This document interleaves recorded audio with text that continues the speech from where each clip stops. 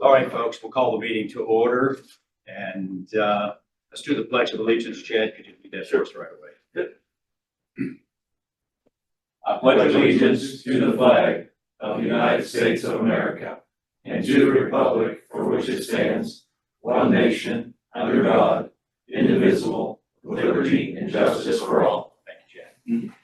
Call to order on the phone. Paul, you here? Okay, Paul, Chad here. So we're all present. Let's move on to any communications or. Yes, you've got, good engineering. You've got communications from the West Virginia State Auditor's Office, they're not coming training in Bridgeport. It's free training. It's really good. I've been to those before. It is Wednesday, which is good for you, October the 23rd at the Best Western Plus Lodge Road in Bridgeport. So I can get Jason to get us all registered. So you're good. Oh, yeah, 23rd? Yeah. Paul, is that a good day for you? Wednesday, October 23rd in Bridgeport? Okay. Those are really very good meetings. Get us all registered for that. I don't think I have a form, do I?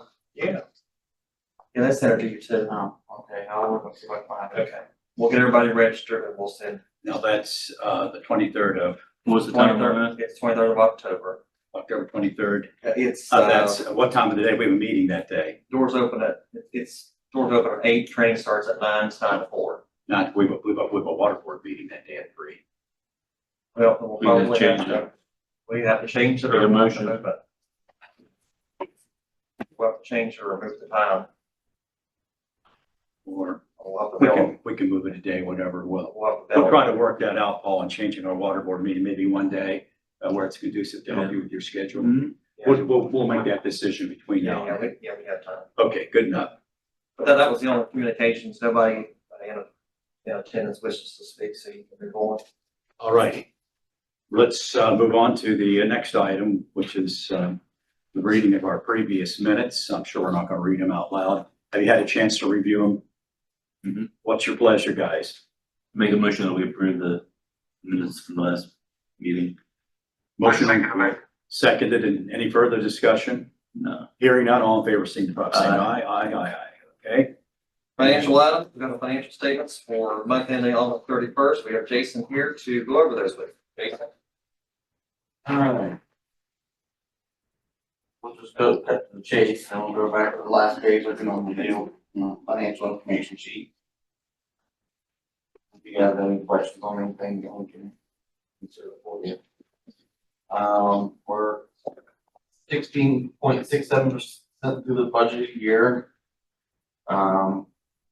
We had, cash on hand was $3,097,931. We had increased current liabilities of $82,260 since the beginning of the fiscal year. Our debt service ratio is 8.48. Our current water sales is at $1,670,733, which we've earned 18.17% of our budget so far, which puts us over budget currently at 1.51%. For water sales, our total revenue is 1.7 million, or 1.762,600. 1,762,660. And then 18.13%. I just can't talk today. This is our finance director, guys. Our A budget newspaper, you're not supposed to laugh. over and under budget we are over budget about 1.46%.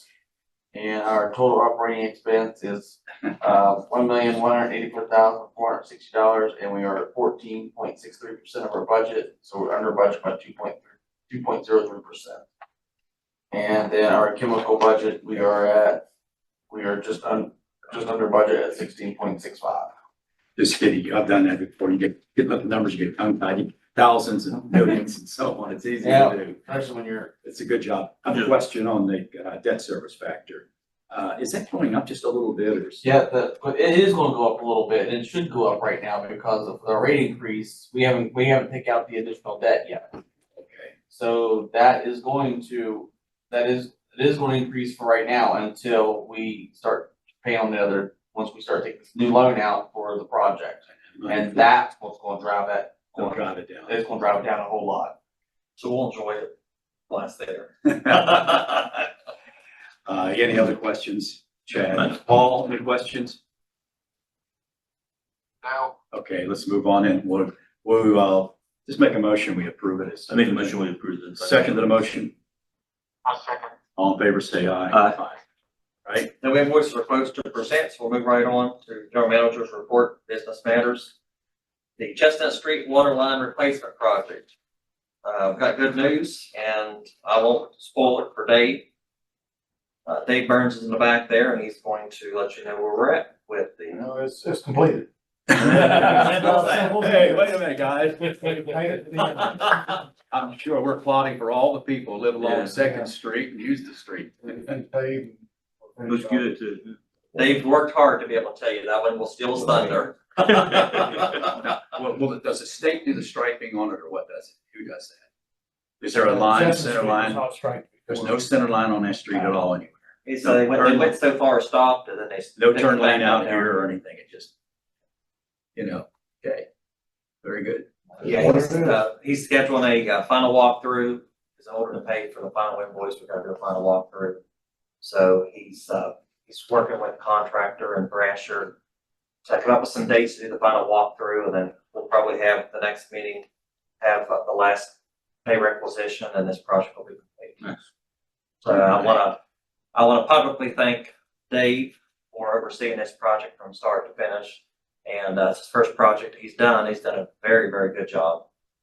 He's, not only did he inspect, but he was also drawing in the CAD system during this. So it's complete, Yeah. right? Yeah, the paper maps and the GIS is up to date with Look at everything. that. that's Good installed. deal. That's really good. Very accurate records. And I think yesterday we were discussing about down where the fuel pump is and so on. Is that gonna be blacktop, that rough driveway down through there? Did you mention that or somebody or not? That is not, that's not part of the blacktop. What we did give him the blacktop is from across from the distribution office back to the pole building. They did resurface that. I for saw us. it go around by the pole. That over there was torn up by the gas company and redone. It really wasn't much there. That's I'm something- talking about by that big old antique, water pump. Yeah. Yes. Like yours Because was. black, I mean, the concrete there's really in bad shape.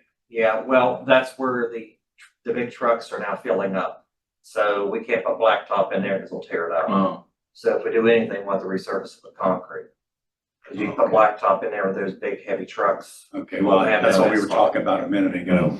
But I was thinking, if you're gonna blacktop that, that's gonna be back to where we were. So we're just gonna leave concrete there. Yeah.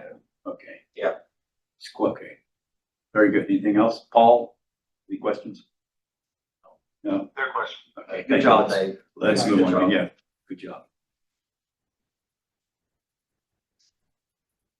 All right, for Water System Improvements Project Phase 3A. Doug? Phase 3A, so we are out to advertise to bid. Yesterday, we had our pre-bid meeting. We had, if I remember right, we had we had 7 contractors in-house in the meeting, and we had 9 more on the line for a total of 16. Prime contractors looking at the job, which is fantastic. That is It's really good. A lot of good contractors we want to bid this project. We're there. So that we're off to a good start. We didn't have a whole lot of questions yet, but we expect as they get into that, they'll have those questions to us. Remember, I do believe the bid opening date on that is on October the 15th. To describe, I do want to describe so you guys will understand what we're trying to do to make sure we control the cost as much as possible. Is there are a total of 4 contracts in this, 3 of which are water only. Contract number 4 is water and sewer, which is Pike and Main Streets combined. What we have required of the contractors is that anyone who wants to bid any of the 4 contracts, they must submit all bids by 10 o'clock, period. And then, and on the bid opening date, we will at 10 o'clock, collect everybody's bids, have them put in each of the contract locations. And then we will blindly draw which contract we are going to open first, second, third, and fourth. So just for argument's sake, let's say that they come out in order of contract 4, 3, 2, and 1 in that order. We will open all of the bids for contract 4, evaluate those. We will state what is the apparent low bidder at that point. We will allow about 10 to 15 minutes for any of the contractors that want to remove their bid from contracts 3, 2, and 1 at that point without penalty. Because what we could have is whoever won the fourth contract number 4 may not want or have bonding power to do the other ones. And so they may want to pull their bid saying, hey, I'm happy with what I got. And if we did it any other way, and so let me go ahead and finish with that. So then we would open number 3, and then we would read those aloud, and then we would give another period in between in which they could remove and remove. We did not want to announce the order in hand because what would happen, one of the strong scenarios is that if you open the first one, then the tendency is for the bids to increase after that. So we wanted all of the contractors that wanted to bid their honest number on each contract individually. And we think, there's a dozen different ways you can do this, and none of them are perfect, none of them are wrong, none of them are 100% right. But we think this way we get honest numbers for each one of those contracts. You'd have somebody fudging numbers because they now know what somebody else bids, so they can maneuver things, and the best thing, we want them to give us an honest appraisal of what they think they can do, and that's bottom line. And that's the only thing they are allowed to do is remove them. They cannot add anything in, they cannot modify anything of that nature. So we're in really, really good shape at the moment, I do believe. We did have, we gave out our estimated cost for each one of those contracts. We did have a contractor call us today at first, said, hey, those numbers are way off. And so then he called back about 2 hours later and said, hey, my mistake. Looks like right now your estimates are fairly close. So you give an estimate from your firm. Right. Based on materials and all the things you need to do. Right. I've never seen anybody do that where you tell them a kind of a ballpark figure before they did. It's pretty Is common. that something new? Yeah, it's pretty common. You do it just so that a lot of contractors will know whether they want to bid on it or not. You have some contractors which, they won't bid on anything under 10 million. Yeah. Or they know they can't bid on anything over 5. Okay. And so they want to know what those numbers are generally so that they know what. I can understand that. Yeah. Well, we were well represented. We had Dave was there, Bobby was there, Tom, our in-house engineer, yourself, myself, Shelby was there. Administrator. Of course, this gentleman was there. Yep. And Steve Haynes. Yep. And Dan. But yep. I thought it was a really good meeting. It was the first time I've attended it, that scope and size. And I thought you guys did a really good job in explaining it. Thank you. Okay. So again, right now we're right on schedule with where we need to be. So we'll just wait and see what the bids turn out to be. Okay. Any questions, Paul? Anybody we talked about a little bit about this yesterday. Then let's move on to Snake Hollow. That's always an interesting topic. Yes. I love the name. All right. Snake Hollow. So Snake Hollow, the last time we had a conversation, your telemetry guy, Jeff Adler, had made a comment and thought that we could put the pump in a different location and run it, set it up close to the tank. No, Snake Hollow. Snake Hollow. All right. I'm already excited about Second Street. Second Street. That's the next one. All right. Snake Hollow. Revisions have been made to the plan, submitted in back to the DEP for that. We are still waiting for their environmental clearances.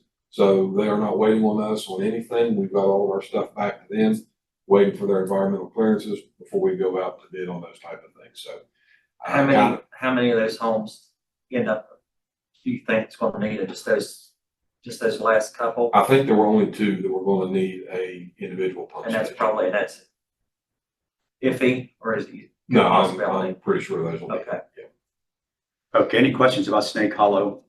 Still better than all of them. Yes. Still a work in process. Let's move on then to the, now we're ready for the good news on the other. This is Second Street. Second Street.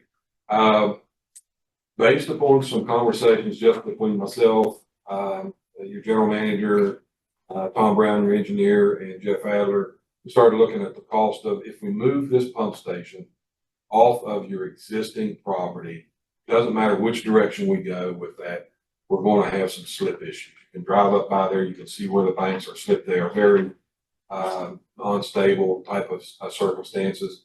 So we're talking about if we go off-site, we're in $1 million type of ballpark number for that. Based upon that and discussions that I had with Jason here, we decided let's take a look and see what is the biggest pump station we can put on your site that will still allow us to do what we're going to do. So an engineering consideration there's two considerations. One is if you consider the 12-inch line going into the tank itself, and then you consider the line that comes off of the 12-inch and into the pump station. And those are two engineering wise, I'll try not to get too technical, but the pipeline, we never want your pipeline to go into a vacuum situation in such that you're pulling so much water that it causes the pressure in that pipe to drop below zero.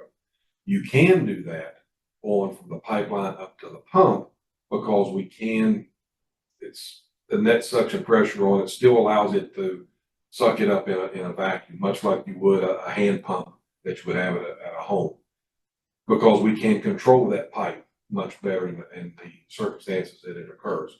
So what we do is have to marry both of those. So we can allow it to go vacuum above the pipe, but we cannot allow it to go vacuum in the pipe.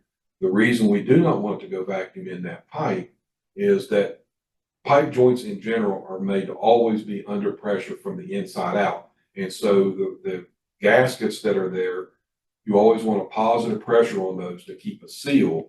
If they go in a vacuum scenario, they pull the gaskets in a different direction and they can suck groundwater into your pipe and therefore create a contamination scenario. As an engineer, I would never sign off on a pipeline in that scenario, and I wouldn't do it. So we have our model guru, Tom Urquhart at Thrasher, doing this for us. He is looking at that to see what is the largest pump that we can put in there. We originally were hoping for 2,200 gallons a minute. It will certainly be less than that. Today, I can't tell you whether that's 200, 500, or 1,000, but as soon as he finishes that up, then we'll be able to tell you what that's going to cost with the pump on your site at the tank. No need to borrow or get property off of Dr. Angotti. We can do it on site for hopefully some savings of money. Substantially less than $1 million, substantially less. Yeah. So he's able to model the system to design a pump to prevent that vacuum Yes. condition. Yes, That's pretty cool. it is. And Eric Watson, a sharp guy. he is, this is his absolute specialty, is designing the pumps in this type of scenario. So, again, taking a while, but at the same time, this is one I wouldn't, if we put a pump up there that was too large and all we do is sit there and cause cavitation and water contamination, it serves you no good. If we try to put a pump station in a different location, your direction has been, you're not ready to spend $1 million on that type of scenario. And I would agree wholeheartedly. I think that would be wasted money when we could do something later. Well, since we're going to aerators and mixers and all that, maybe we can talk to Shelby. She can find another $1 million just for that. No, that joked her up. Yeah. Well, again, what we want to do is completely define the scope. Yes. And the matrix that goes with that of how much it's going to cost for each of these scenarios. Then we can talk about, whether this is a current project or maybe this is something that you roll into phase 2 of this 3A that becomes 3B. I know we're wanting to get some of this other stuff done and we're ready to do it and the numbers work for you, we'll jump all over. Want to make sure we give you good options to do there. That's informed good. options. Any more questions, Paul? I have a question for Doug. Since we know it's gonna happen there, should we go ahead and get with the power company, go ahead and get 3-phase built into the site up there? If they were coming by with a project, I would say yes. Until you know exactly what time it is. For instance, let's say that I come back and I tell you, hey guys, the biggest pump you can put in there is 100 gallons a minute. My suggestion is going to be, or my assumption is you're not going to do that. Does location make a difference when they make that? No. No, not really. So I think we wait till we see what size pump it is before we decide to go ahead and do that. And we'll have an answer next week. Okay, I mean, because we're gonna need 3-phase anyway for our mixers, right? No variation. Well, yeah, for the aeration. Yeah, and I've already talked to the power company. They're supposed to be working me up a price on all the locations, what it would cost to get 3-phase there. Because Okay. the lead time on that probably just trying to get that in there so it doesn't hold us up. Well, they said that it'd be, in the winter it would be better for them anyways. Right. They could do those projects like that right there. Right. Some of it, he said, was practically gonna cost us probably nothing, Right. but there's a couple locations that's gonna be some cost to it, which is, Death Park and Country Club. Because what they'll do is they'll look at the revenues that they're gonna get off of that. Mhm. And if their revenues come back in a whatever time period it is, then you get it for free, basically. They'll know that from the size pumps. Right, and that's why we want to make sure that we know what size the pumps are, so we give them good information, so that you're able to calculate what kind of refund you get back on that. Are we gonna cover that 3.8 project in here? If I had a question about it now. About the mixers and aerators. Yes. That's on the That's- agenda. yeah, Okay, we'll wait till we get there. Yeah, that's the next thing, again, and, Oh, okay, I see it. The reflections on the page. I couldn't read it there. Okay. yeah, so now this is back on the agenda now, because this project's alive, because we got our $3.8 million for our TTHM removal projects, what we call it. And I was just speaking with Shelby yesterday, right after our mandatory pre-bid conference. She's gonna be working up, because she's gonna be the one working on the administrative side of this thing. So I just gave her a notification from them, and it's moving actually kind of quick, surprisingly. And this is it's funny because it's for fiscal year 23. You notice that they're always a year behind. So this is fiscal year 23 appropriations for this resiliency grant that we got. So, but what they're doing, so now it's making its way through the system. So they're supposed to notify us late September, which we're there. So it's going to be late September, early October on what regional personnel is going to be assigned to this project. But they said we can't do anything yet. So the time between notification of selection and the award of grant sometimes takes up to 90 days or longer. But I know Shelby and I will push this as fast as, to try to narrow that gap, because what we want to do is to have this system in place by next summer. Before the heat comes in. Yeah, and I think with Shelby's expertise and the team that we have assigned here, because what we're going to try to do, and Bob's going to talk to you all about Wiggins Engineering, which is one of the companies of the system that we're wanting to really look at. I'm talking to Shelby yesterday to try to prove them as a sole source provider, because they design it, build it, and install it. And they've got case studies that show they're going to bring, I don't want to steal Bob's thunder, but they're going to bring a system here and try it out here. So, so Shelby's going to have by next meeting, Yes. and then I'll be getting with you. We're probably going to need some help on that end. So to get this thing. Can we do that? We moving just forward. designated a company with this project. It's not necessarily the ideal way to go, but if you can make The a case for it. solid justification for the sole source procurement, they'll usually allow it. Like you said, it's turnkey. They do And with everything. it being customized for our You have application. to, like, if you have such high standards that only one company can meet, that's a justification. So Got I would definitely want to talk with our project officer once that gets assigned to learn more, but I would say based on other projects, it would be allowed. And this group company has a great history or background on this. Yeah, Bob, go ahead and tell them a little bit about Wiggins. Yeah, well, I'll talk to you a little bit. I'd like to actually wait till the next meeting to Well, that's really go wait. into it. There's And the not- reason for that is they're coming Friday and they're gonna have, they actually have a miniature version of this system they're gonna put in. Let's wait till the next meeting, because we don't spend wheels and time. Right, and then I You'll have can a better. take videos and show you all. Yeah, You got it. Okay, Bob, that's a good idea. Yeah. But we're gonna try to get them approved. That's why we need the whole group to work together.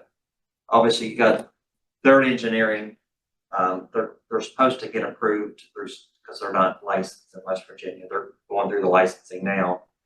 But we need Thrasher to verify the data, make sure everything's, you don't just take one for, they're gonna sell you something. They're an engineering company that's gonna build it, you design it, build it, and install it. We gotta have somebody to check things. So where Thrasher's gonna come in.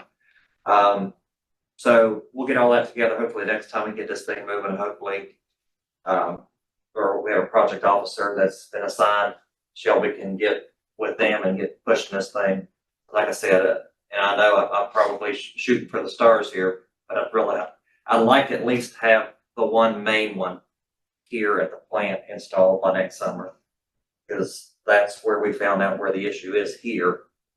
And depending on the timeline of this grant, we'd like to run that system here to see what effects it has out of the other tanks, because then that's going to change the design model for those.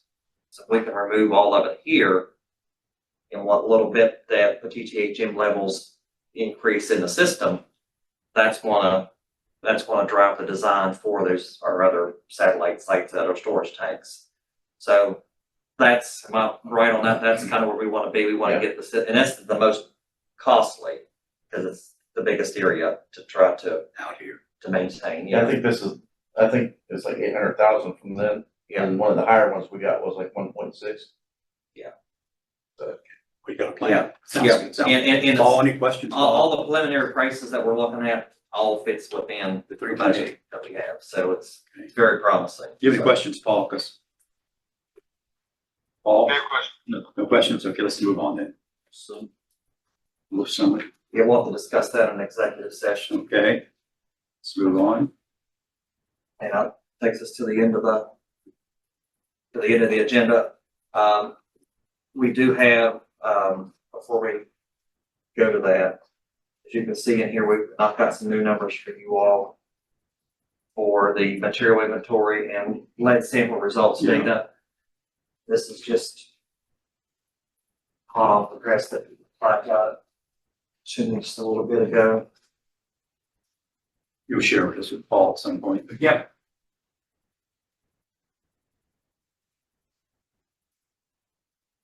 We are currently, because we haven't heard this number for a while, but the only important number that we look at is obviously what's, and this is going back 3 years.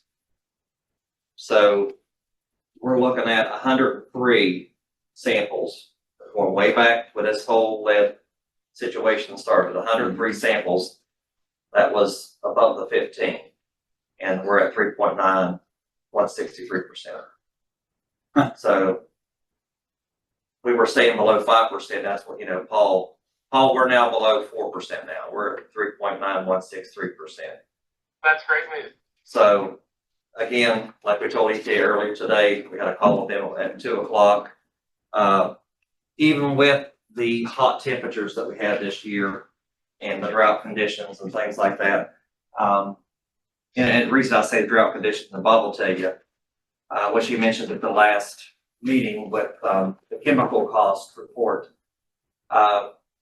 With drought conditions, the pH and iron levels were just all over the place because of The river changes. it just changed all the time. So with all those changes, the hot temperatures, we were shoving water out of here at 82 degrees out of our clear well.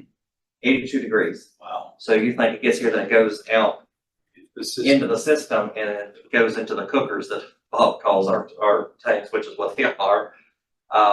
And still have all these positive results with the orthophosphate. It works. It works with hot temperatures and ever-changing water chemistry. It works. good deal. Any questions, Paul? Yes. Do you have a question? No. Okay. Good job. Do you have anything that your guys are working on that you wanna? No, I just want to give actually kudos to the whole staff, Bobby's staff, our staff, the office staff.